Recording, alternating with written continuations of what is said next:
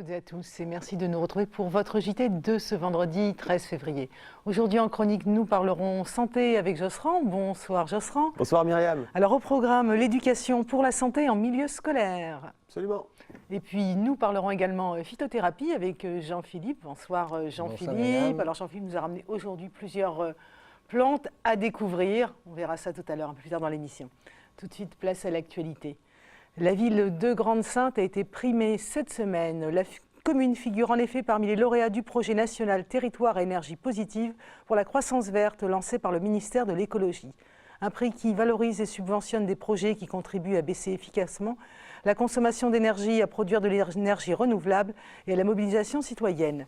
La commune qui avait postulé sur son projet politique de ville en transition s'est vue attribuer une subvention de 500 000 €.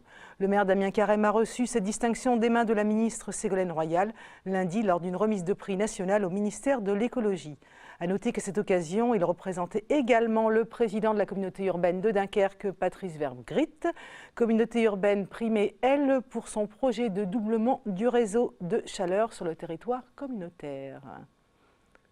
Faire découvrir aux jeunes les métiers de l'industrie, tel était l'objectif du 3e jeudi de l'industrie organisé hier à l'Atrium. Reportage.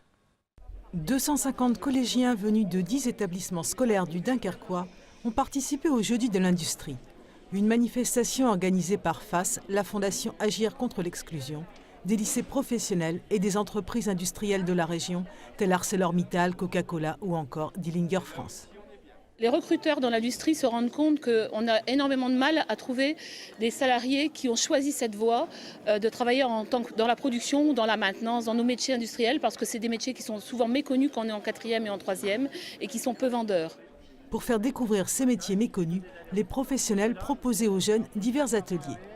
L'occasion pour les collégiens d'échanger sur les métiers et les entreprises, de découvrir les méthodes de recrutement et même de participer à des simulations d'embauche. Un bon moyen de se projeter vers l'avenir et pourquoi pas d'envisager son futur métier sans a priori. On a encore des visions de métiers de nos grands-parents et non pas les visions des métiers tels qu'on voit derrière, des automates et beaucoup de technologie. En fait, maintenant, ce n'est plus des métiers physiquement difficiles, mal payés ou sales. Ce sont des métiers de haute technologie. Il faut des gens qualifiés et c'est ça la difficulté. Et en général, on se retrouve avec des demandeurs d'emploi qui vont devoir se reconvertir parce qu'ils ont mal choisi leur métier et qu'on est obligé de reformer dans le cadre de contrats de professionnalisation. Des jeunes bien formés dès le départ, c'est aussi important pour les entreprises. Une telle journée leur permet de déceler des potentiels. Ainsi, tout au long des ateliers, les jeunes étaient évalués et les plus brillants de chaque collège ont été récompensés. En cette période hivernale, les conditions de vie sont plus difficiles pour les migrants. Pour faire face, les associations qui leur viennent en aide ont besoin de davantage de dons. Dans ce cadre, une soirée caritative baptisée Soir d'exil était organisée hier dans les locaux de Work & Co. Un reportage signé Eugène Mine. Face aux migrants, il y a ceux qui les regardent et il y a ceux qui agissent. Agir en leur proposant une couverture, un jean, à manger. Des fois, ce n'est pas grand-chose, un simple sourire, un regard. Bref, aider ces gens qui en ont bien besoin. Des hommes et des femmes qui ont quitté pour une très grande majorité un pays en guerre. Sur notre littoral, plusieurs associations interviennent sur ce sujet délicat. Hier soir, c'est un collectif d'artistes, Fructose, qui organisait au Work & Co du Jeune Mail une soirée de soutien aux migrants. Au programme, musique, vidéo et photos avec Julien Saison qui a photographié l'inhospitalité. C'est l'inhospitalité matérielle et morale parce qu'ils ne sont pas acceptés ni pour l'hébergement ni en tant qu'individu, quoi. Quelque part, c'est un refus total de leur présence et l'inhospitalité, elle a un double sens à ce moment-là, quoi. Ici, on donne selon ses moyens. Une paire de chaussures, une écharpe, une petite caisse, voire un billet. Le tout dans une ambiance festive avec le groupe Céveso, entrecoupé de prises de parole par les bénévoles de Salam, d'Emmaüs ou encore de Calais Ouverture et Humanité. Aujourd'hui, la situation des migrants est de pire en pire. Moi, on va tout à l'heure voir un film que j'ai réalisé il y a 10 ans d'ailleurs avec ASTV, où on voit que la situation depuis 10 ans n'a fait que s'empirer, où chaque jour les conditions de vie sont plus difficiles.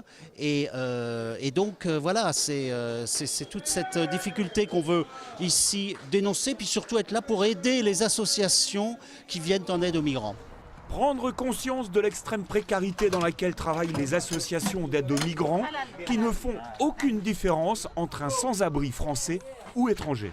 Et ça devient vraiment important, indispensable même. Je crois qu'on n'en parle pas suffisamment, on ne se rend pas vraiment compte dans quelles conditions vivent les gens là à Calais. Et à Dunkerque, c'est encore un autre problème, mais il y a aussi, il y a beaucoup à faire quoi, sur ce terrain-là. Faire un geste pour ces migrants, c'est aussi lutter contre les discriminations. Le 9 mars prochain à Paris aura lieu la manifestation nationale des indépendants contre les dysfonctionnements du RSI. Pour préparer au mieux cette manifestation, les représentants locaux de l'association Sauvons nos entreprises Nord-Pas-de-Calais ont organisé lundi à l'Arsenal de Gravelines une réunion d'information pour motiver les commerçants à se mobiliser pour aller manifester. Un peu plus d'une cinquantaine de personnes de toute la région ont assisté à cette réunion. C'est un reportage de Patrice Bernard de Delta TV. Le RSI, le régime social des indépendants, est prévu à la base pour simplifier les démarches des commerçants, des artisans et des travailleurs indépendants, mais ce régime les prend à la gorge. Une situation qui devient critique pour beaucoup d'entre eux. Dans le meilleur des cas, des fermetures. Dans le pire des cas, ce sont des suicides. Aujourd'hui, on est à un suicide d'entrepreneurs, d'artisans, de commerçants par jour. C'est un matraquage fiscal de tous les côtés. Les 47 à 54% de charges sur nos bénéfices, qui pèsent très très lourd vu la conjoncture économique. Là où aussi nous partons en guerre, je dirais, c'est contre la nouvelle taxation que nous avons pour le financement des syndicats. Des taux de charges qui augmentent chaque année, auxquels s'ajoute une protection sociale de plus en plus insuffisante. C'est 7 jours de carence pour pouvoir toucher les indemnités journalières. Au-delà de ça, on vient d'avoir un nouveau décret qui est passé au 3 février où si vous n'avez pas 3 800 € de bénéfices déclarés à l'année, il n'y a plus du tout d'indemnité journalière. On a des gens qui sont plus couverts socialement parce que pas de carte vitale, parce que pas reconnus, alors qu'ils continuent à payer leurs charges normalement. Face à cette situation, l'association Sauvons nos entreprises propose des alternatives modestes qui permettraient aussi de favoriser l'emploi. Les revendications, c'est une baisse du taux de charge sur nos entreprises à hauteur de 30%. Cela pour pouvoir en fait faire repartir aussi une partie de l'économie, puisqu'à aujourd'hui les TPE, c'est 3 millions d'entreprises en France. Sur ces 3 millions, 2 millions n'ont aucun salarié. Cette baisse pourrait entraîner la primo-accession aux salariés. Ça fait sur les quelques 6 millions de chômeurs, ça fait 2 millions de chômeurs possibles d'embaucher, quoi. Les commerçants espèrent qu'un maximum de personnes viendront manifester ce 9 mars à Paris pour que leur cri d'alerte soit entendu. Pour s'y rendre, plusieurs bus sont prévus, dont un au départ de Bourbourg et un autre au départ de Dunkerque. Pour plus d'informations, rendez-vous sur le site internet ou la page Facebook de l'association. Voilà, fin de cette première partie. JT, il est temps maintenant de passer aux chroniques.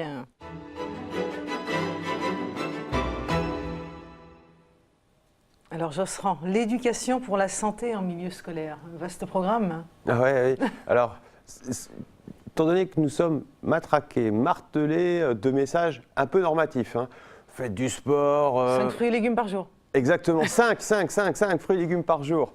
Et donc nous sommes vraiment matraqués. L'idée, c'est de voir un petit peu comment ça réagit sur les enfants. Et c'est vrai que le meilleur des espaces pour faire de l'éducation pour la santé, ça reste encore l'école. Parce qu'on est à peu près sûr qu'au moins jusque la préadolescence, adolescence, eh bien on est sûr d'avoir tous les jeunes et les enfants possibles dans un seul et même environnement. D'accord. Cette éducation, donc, elle se fait différemment au fil des âges de l'enfant, forcément. Oui, Myriam, c'est tout à fait normal, étant donné que nous-mêmes, en tant qu'adultes, on ne réagit pas tout à fait pareil qu'un adolescent, quoique, et qu'un adolescent ne réagit pas toujours pareil qu'un enfant, quoique. Si on va au tout départ, si on prend la petite enfance, si on prend la maternelle, je pense notamment aux jeunes parents là, qui amènent leurs enfants à l'école tous les jours, c'est de comprendre comment ces messages de santé qui sont diffusés tout au long des programmes scolaires fonctionnent sur l'enfant. Si on s'intéresse à cette petite enfance, on s'aperçoit que finalement, l'enfant cherche à découvrir le monde. Et les premiers canaux par lesquels il va découvrir le monde sont évidemment les 5 sens. Alors, on connaît les 5 sens, évidemment, on les voit, l'ouïe, le toucher, l'odorat, le goût, évidemment, la vue. Et on sait que notamment sur le goût, si on prend simplement cette question du goût, alors il y a un magnifique ananas à côté de moi, évidemment, ça me fait penser au goût tout de suite, c'est sûr. Ah oui, pourquoi pas, oui. Et on sait que c'est évidemment dès cet âge à la maternelle où on va faire une éducation au goût. Et cette éducation au goût va permettre à l'enfant, tout au long de sa vie, de pouvoir se positionner par rapport à l'objet alimentaire. Donc on voit évidemment tout de suite en termes de santé tout l'impact que cela peut avoir. C'est le rôle de l'école de faire ça?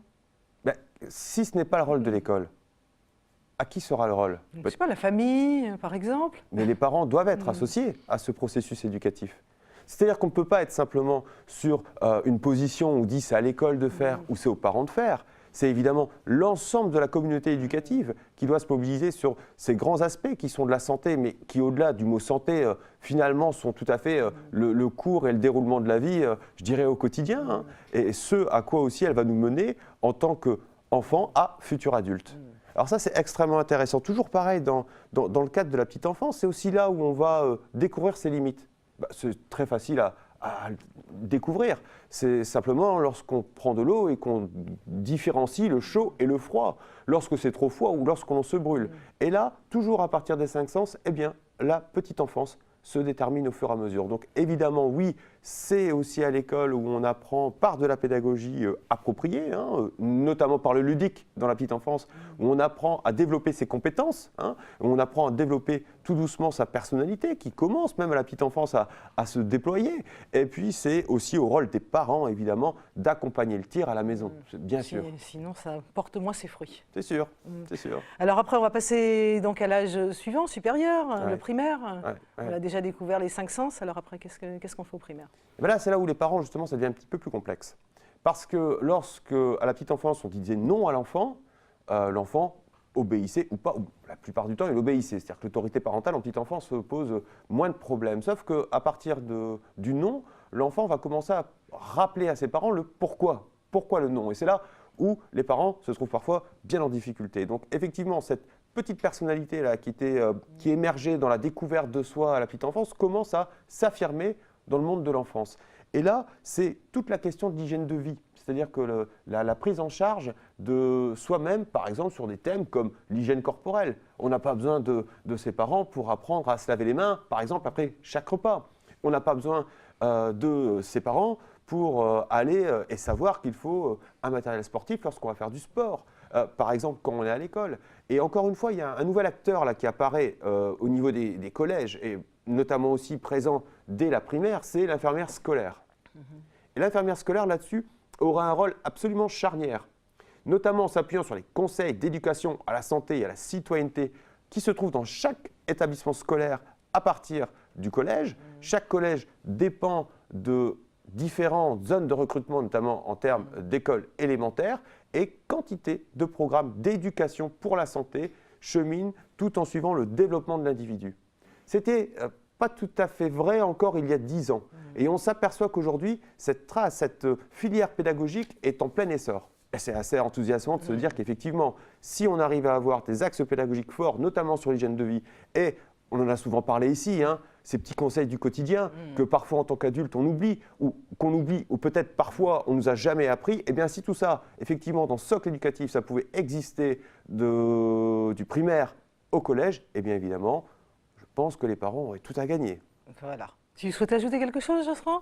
Je pense que sur les collèges, peut-être, rappeler sur les collèges un certain nombre d'items. On sait aussi que là, c'est la personnalité du jeune qui va sortir. C'est aussi la question avec le lycée qui suivra de la gestion des risques, du rapport à l'autre, des premières expériences. Et encore une fois, l'éducation pour la santé, c'est évidemment non pas de donner des messages normatifs parce qu'on sait que l'interdit provoque l'envie, c'est évident, mais de simplement laisser le jeune dans un choix éclairé, en parfaite confiance de ce qu'il engage comme risque et comme responsabilité face aux produits stupéfiants, face à l'alcool, face à ses relations sexuelles protégées ou non. Et ça, évidemment, c'est encore une fois un grand chantier qui s'ouvre devant nous, Myriam. Bien. Écoute, merci Josserand. C'est sur ces mots que nous allons conclure ta chronique. Et puis, on va s'intéresser aux plantes médicinales que Jean-Philippe nous a accueillies au jardin des plantes médicinales, d'ailleurs. Tout sauf l'ananas. Tout sauf l'ananas, c'est curieux. J'avoue, j'étais chez le fruitier. J'ai même laissé l'étiquette. Hein, voilà, donc ce matin, j'étais sur le jardin.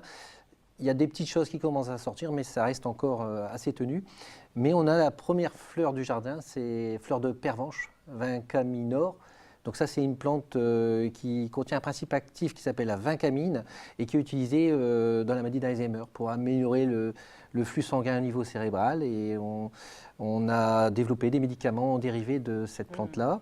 Ne pas confondre avec la pervenche de Madagascar, parce que dans certains livres, certains auteurs mélangent tout. La pervenche de Madagascar, elle, c'est la vincristine, son principe actif. C'est utilisé comme anticancéreux. Donc on mélange les plantes et qu'on utilise, enfin on donne la même utilisation pour 2 plantes différentes, ça peut être très dangereux.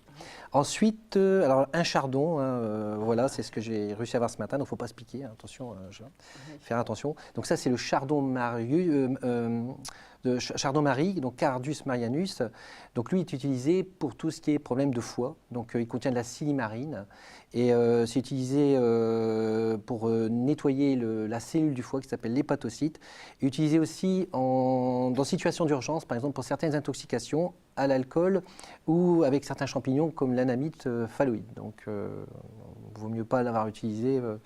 C'est possible, mais voilà, on peut l'utiliser pour nettoyer son foie, tout simplement.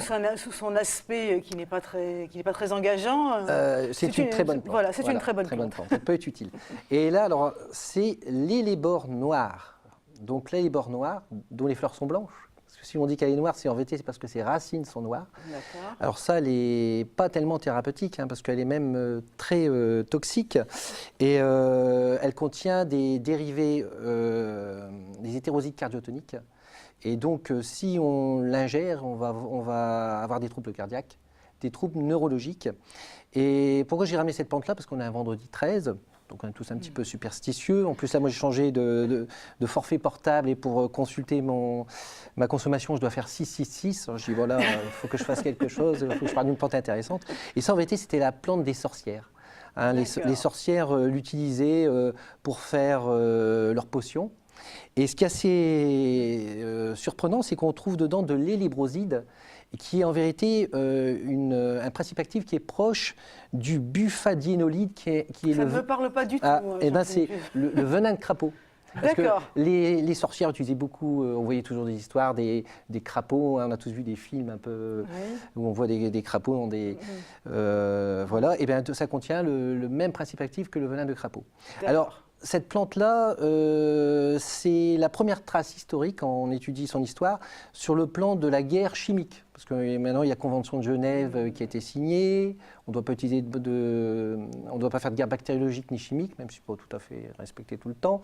Et donc, au VIe siècle avant Jésus-Christ, les Grecs ont utilisé cette plante-là pour envahir une cité qui résistait à leur assaut.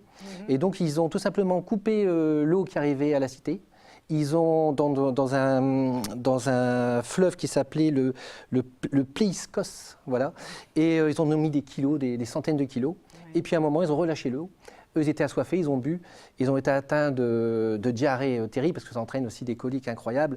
Et donc, ils sont entrés pratiquement dans la cité librement. Il n'y avait plus aucun défenseur. Parce qu'ils étaient tous intoxiqués. Voilà. Donc, utilisé avec plus que des précautions. Oui, voilà. Alors aussi, même. L'histoire des sorcières qui, avec leurs balais qui volent et tout ça, et ben, en général, ils utilisent ce genre de plantes, ou ce qu'on appelait les trios infernales, c'était la belladone, la datura et la mandragore.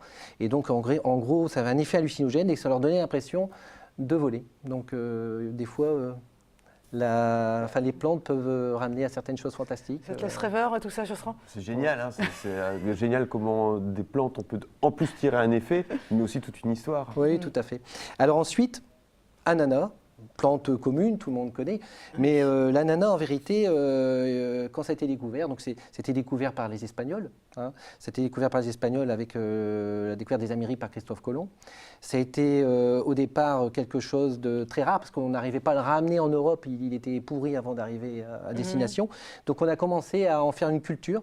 Et donc par exemple, en 1773, 2 ananas ont été servis à Louis XV grâce à Césaire à Versailles.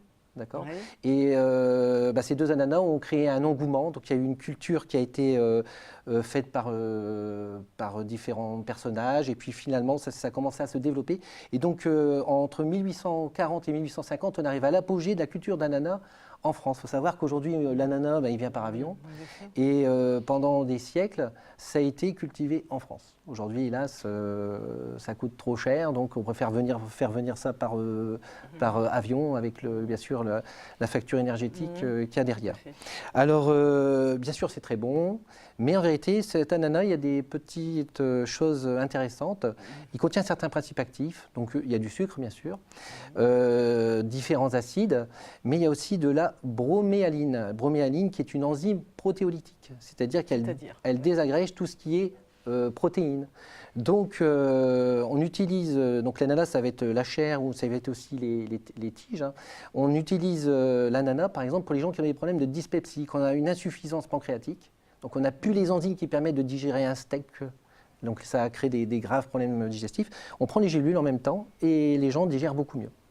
En plus, cette broméaline est une enzyme qui a une action anti-inflammatoire. Donc, par exemple, pour des problèmes d'œdème traumatique ou post-opératoire, on peut l'utiliser pour avoir une action anti-inflammatoire. Et l'avantage, c'est que ce n'est pas du tout agressif pour l'estomac. Et ça peut être aussi intéressant, par exemple, pour des personnes qui ont des problèmes d'ulcères, on ne peut pas donner d'anti-inflammatoire. L'ananas peut être une alternative intéressante. Voilà. Donc je trouve que c'est pas mal pour quelque chose qui est dans le commun des mortels. On considère ça comme quelque chose d'alimentaire. Il y a des choses intéressantes par-dessous. Voilà. Tu connaissais les propriétés de l'ananas? Pas du tout. Pas du tout. Tu as bien fait de venir alors. Ah oui. Et puis surtout pour le coup des sorcières. Hein.